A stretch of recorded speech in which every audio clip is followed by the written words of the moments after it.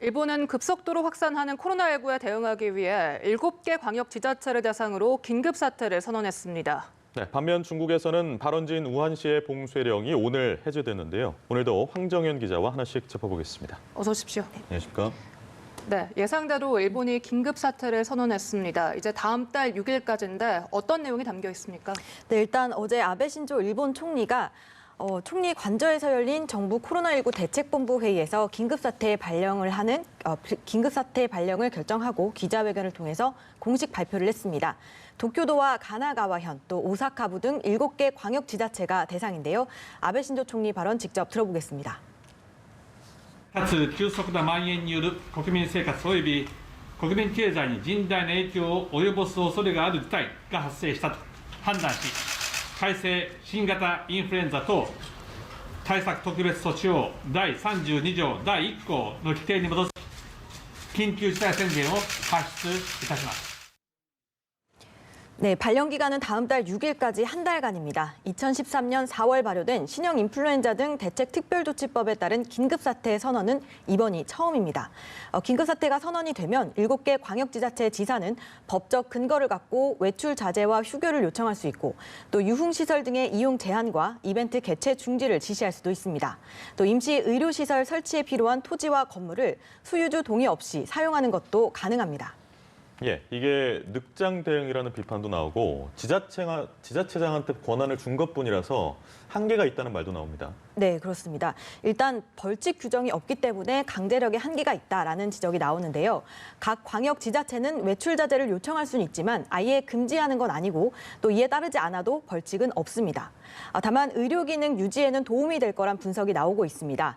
당국이 의약품을 매도하도록 업자에게 요청할 수 있고 이를 따르지 않으면 강제 수용이나 보관 명령도 가능합니다.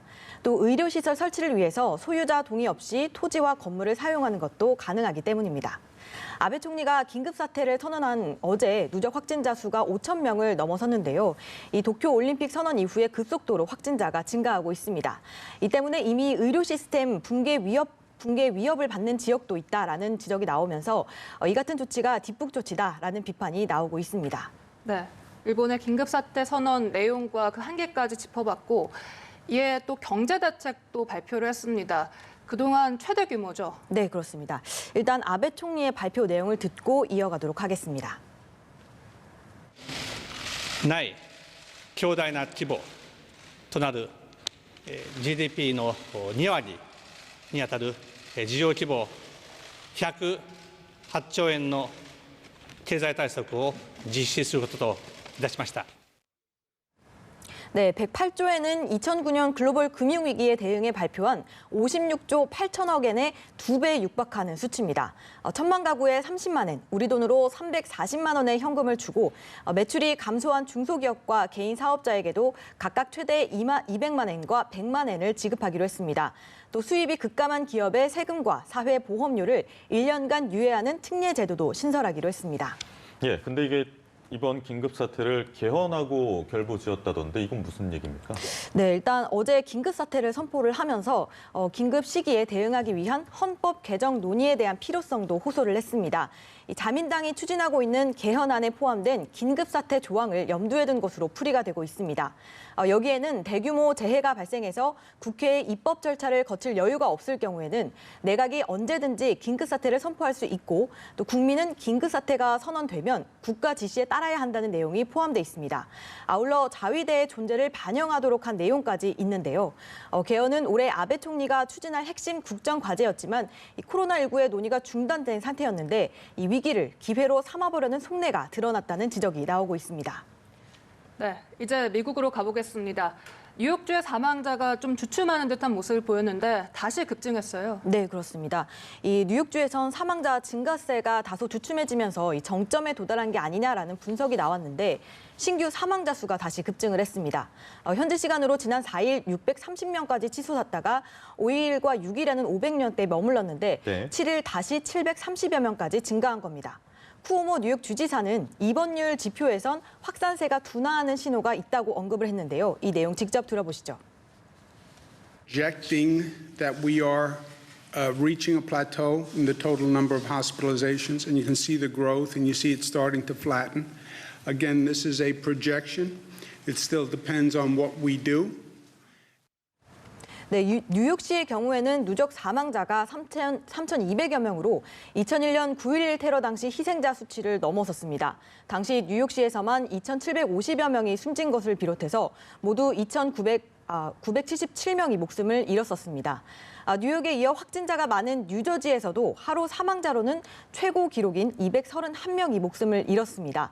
사망자 중엔 뉴저지주 저지시티의 첫 한인 시의원인 마이클 윤 씨, 즉 윤여태 씨도 포함이 됐는데요. 이 때문에 교민들의 안타까움을 사고 있습니다. 윤 씨는 한인 1세대 이민자로 저지시티 시의원에 당선된 건 처음이었습니다. 네, 상황이 이렇고요. 어제는 7%대까지 폭등을 했었던 뉴욕의 주요 지수가 혼전을 한 뒤에 오늘은 소폭 하락한 채 마감을 했죠. 네, 그렇습니다. 이 코로나19 확산세 속에서 롤러코스터를 타는 모양새입니다. 다우존스 30 산업평균 지수는 0.12% 하락한 22,653.86의 거래를 마쳤습니다. 스탠더드앤푸어스 500 지수도 0.16% 내렸고 기술주 중심의 나스닥 지수는 0.33% 하락한 채 장을 마감했습니다. 뉴욕 증시 전문가들은 현 시점에선 하락 위험이 상승 기회보다 더 큰 상태라면서 변동성이 큰 장세가 지속할 것이라고 분석했습니다. 예. 네, 미국 대부분 지역에 자택 대피 명령이 내려진 상태인데 따라서 오는 11월 이 대선이 있지 않습니까? 미국 대선. 그런데 경선이 각각 취소되고 있는데 위스콘신주에서는 경선이 진행이 됐다고 하는데 무슨 내용입니까? 네, 그렇습니다. 이 위스콘신주에서 현재 자택 대피령이 내려졌지만 대선 후보 선출을 위한 경선 투표가 강행됐습니다. 하루 전 토니 에버스 주지사가 경선 연기를 발표했지만 주 대법원이 반나절 만에 행정명령 무력화하면서 투표가 강행이 된 겁니다. 하지만 대부분 투표소가 선거관리 요원 부족 등으로 폐쇄돼서 극히 일부만 운영됐다고 합니다. 또 멸균된 투표 기구가 제공됐지만 일부 시민들은 불안감을 호소하기도 했습니다. 이에 대해서 트럼프 대통령은 지금 나가서 투표하라며 보수 후보에 대한 지지를 호소했는데요. 민주당 후보인 조 바이든 전 부통령은 사회적 거리두기 지침을 지키는 한 표가 진행될 수 있다라는 입장을 보였고 또 다른 경선 주자인 샌더스 상원 의원은 선거를 강행을 결정한 주 대법원을 맹비난하기도 했습니다. 네, 이렇게 앞서 전해주신 것처럼 전 세계적으로 코로나19가 급속하게 퍼지고 있는데 정작 진원지인 중국 우한은 예정대로 오늘 봉쇄 조치를 해제했죠. 네, 그렇습니다. 중국 후베이 정부가 오늘 0시를 기해서 우한에서 외부로 나가는 교통 통제를 해제했습니다. 1월 23일 우한이 봉쇄된 지 76일 만입니다. 그간 우한은 봉쇄 조치로 외부와 통로가 단절되고 또 모든 공공교통이 중단되면서 유령 도시화했는데요. 주택단지도 폐쇄식 관리로 집 밖에 나오는 것조차 허용되지 않았었습니다. 이 봉쇄가 해제되자 양쯔강에선 조명쇼도 펼쳐졌는데요. 우한 시민의 이야기 직접 들어보시겠습니다. 没出来过，因为第一天出来，心情很激动，快逼疯了感觉。 네, 다만 우한시 측은 봉쇄가 풀렸다고 경보가 완전히 해제된 것은 아니다라면서 우한을 떠나야 하거나 직장에 복귀하는 시민들을 빼고는 외출을 삼가야 한다고 경고했습니다. 네, 이제 우리나라 상황으로 돌아와 보겠습니다. 이 전자손목밴드에 대한 논란이 가열되고 있습니다. 우리나라도 이제 도입을 검토 중이고 네. 또 정세균 국무총리가 앞서 국민 여론을 수렴해서 결정하겠다라고 밝힌 바 있는데 다른 나라에서도 이 도입된 사례가 있어요. 네, 그렇습니다. 일단 홍콩에서 먼저 도입이 됐다고는 하는데요. 손목밴드는 자가격리자의 스마트폰과 연동해서 일정 거리 이상 떨어지면 모니터링단에 경보를 전송하게 되고 또 담당 공무원이 현장에 출동해서 이탈을 확인하도록 하는 방식입니다. 최근에 휴대폰을 격리 장소에 두고 외출을 하거나 또 휴대전화 위치 추적 장치를 끄고 외출하는 사례가 잇따르면서 이에 대한 대책 마련을 요구하는 목소리가 커져서 나왔던 방안입니다. 하지만 자가격리 대상자들의 인권 침해 우려가 커지고 있는데요. 강제할 만한 법적 근거도 없는 데다가 마치 범죄자가 착용하는 전자발찌를 연상케 한다는 점 때문에 이런 우려가 나오고 있습니다. 또 손목밴드 착용을 피하려고 검사 자체를 회피하는 경우도 발생할 수 있다라는 우려가 제기되고 있습니다. 현재 자가격리자가 그 규모가 4만 명을 넘어서고 있는데요. 비용과 관리 문제도 검토돼야 할 부분으로 지적되고 있습니다. 말씀드린 것처럼 현재 홍콩에서는 지난달 중순부터 이 프라이버시를 최대한 지켜주는 선에서 손목밴드 착용이 의무화됐고 대만은 우리나라와 비슷한 논의가 진행 중인 것으로 알려지고 있습니다. 네, 이 부분은 신중하게 접근을 해야 될 것 같고요. 국내 신규 확진자 수가 이틀 연속 50명 미만을 기록했죠? 네, 그렇습니다. 국내 확진자 수가 어제 0시 기준으로 1,331명으로 집계됐습니다. 전날보다 47명이 증가한 수치입니다. 진단검사자 수가 전날보다 2배 늘었지만 신규 확진자는 전날에 이어서 이틀째 50명 미만을 유지하고 있는 겁니다. 국내 사망자 수는 199명으로 늘어났습니다.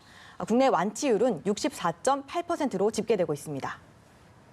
네, 황정현 기자와 이야기 나눠봤습니다. 오늘 말씀 고맙습니다. 고맙습니다.